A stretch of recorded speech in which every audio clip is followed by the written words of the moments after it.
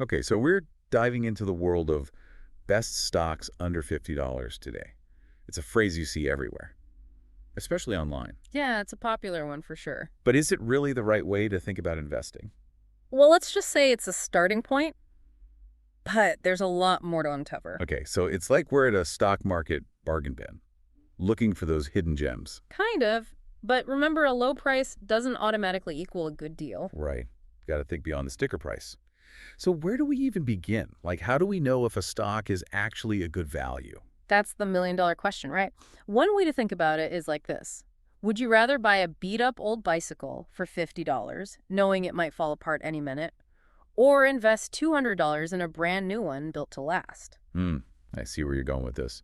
So we're talking about value investing then, finding those companies that are worth more than their current price tag might suggest. Exactly. And Warren Buffett is like the king of this approach. He doesn't just chase after whatever's cheapest. He looks for strong companies with solid fundamentals. Okay, so how do we measure that value? Are there any tools or metrics that can guide us? There are definitely some key things to look at. One of the most widely used is the price to earnings ratio, or PE ratio for short. PE ratio? Okay, that rings a bell, but give me a refresher. Sure. So let's say a company is trading at $20 per share, and its earnings are $2 per share.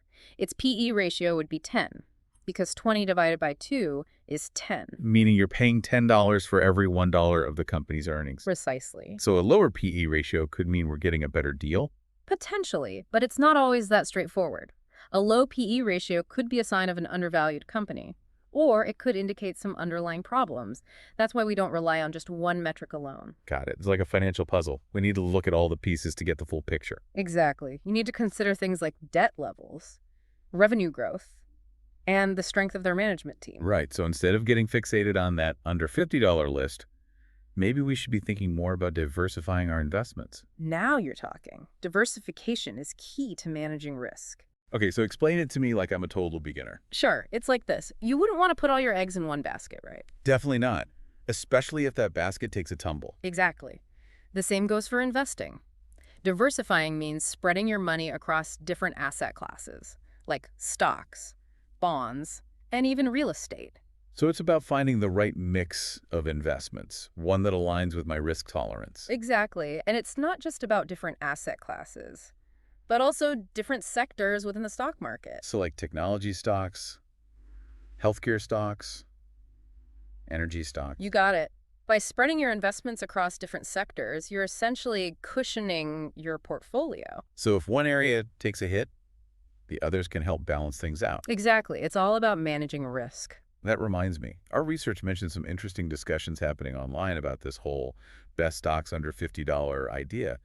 What are people saying out there in the wild world of the internet? Well, on Reddit, specifically in the Investing for Beginners subreddit, they're big on long-term strategies and educating new investors. So they're not just handing out hot stock tips left and right. No, they're more about empowering people to make informed decisions. I like that. They really emphasize understanding your financial goals, your risk tolerance, and investing in a way that aligns with those factors. Basically teaching people how to fish instead of just giving them a fish for the day. Exactly. It's about building a solid foundation for long-term financial success. So it's less about chasing those quick wins and more about building something sustainable. Exactly. It's like building a house. You need a strong foundation to weather any storm.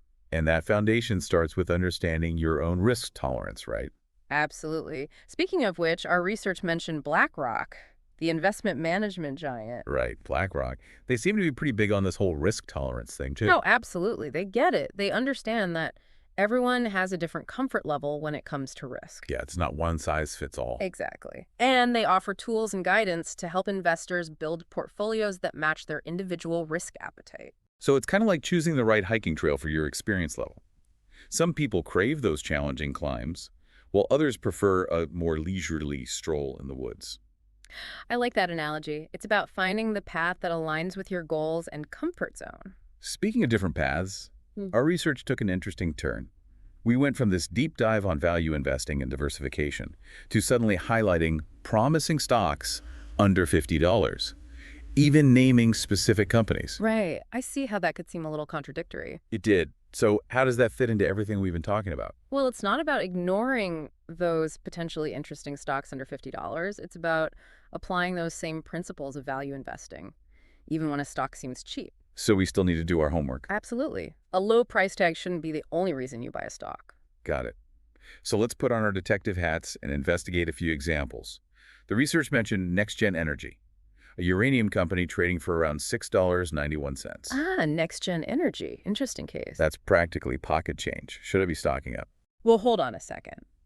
Next Gen Energy is tied to the uranium market. And while nuclear energy is gaining traction, there's always risk involved.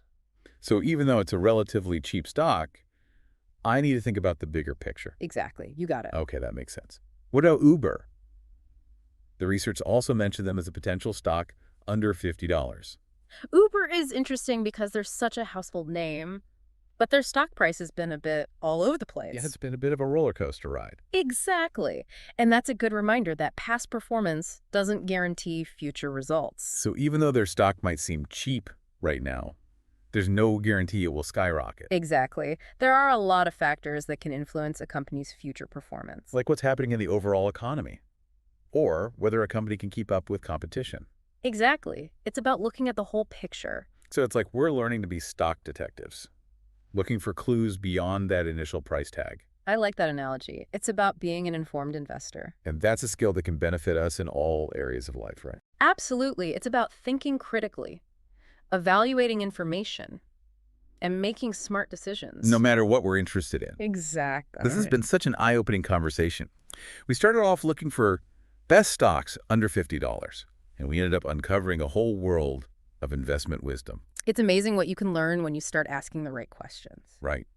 And speaking of learning more, our research mentioned some great resources for investors, like Investopedia and the Bogleheads community. Oh, yeah, those are fantastic resources, especially for those who want to dive deeper into value investing and connect with other like-minded individuals. We'll be sure to include links to those in the show notes so our listeners can check them out. But before we wrap up, if our listeners only take away one thing from today's deep dive, what should it be? That's easy. Don't get blinded by a low stock price. It's just one piece of a much larger puzzle. I love that. A simple but powerful reminder. Well said. And on that note, that's a wrap on our deep dive into best stocks under $50. Thanks for joining us. It's been a pleasure.